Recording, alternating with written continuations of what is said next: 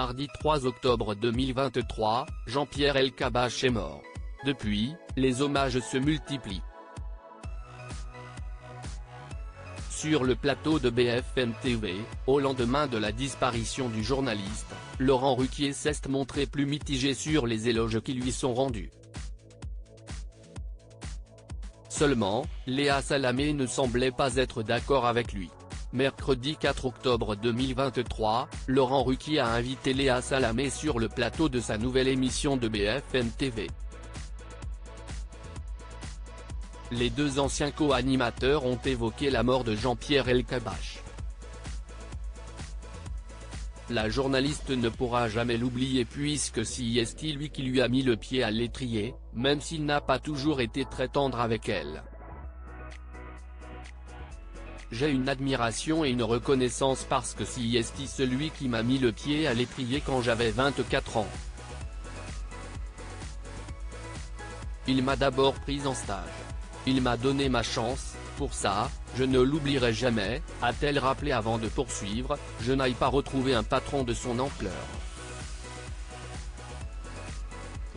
Il était bouillonnant, il était intense. Malgré tout, elle s'est aussi souvenue que Jean-Pierre Elkabbach pouvait parfois se montrer dur.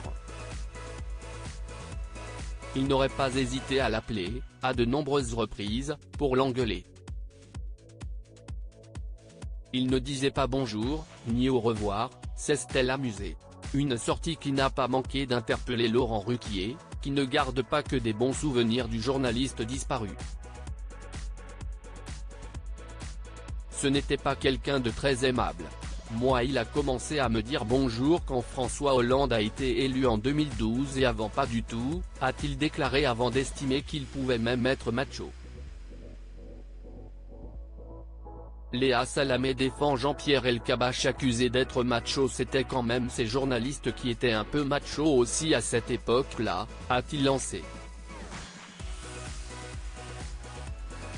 Immédiatement, Léa Salamé est sortie de ses gonds pour défendre son mentor.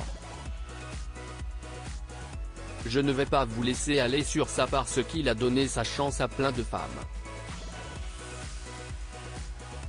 Il les poussait, il les traitait pareil, lui a-t-elle répondu.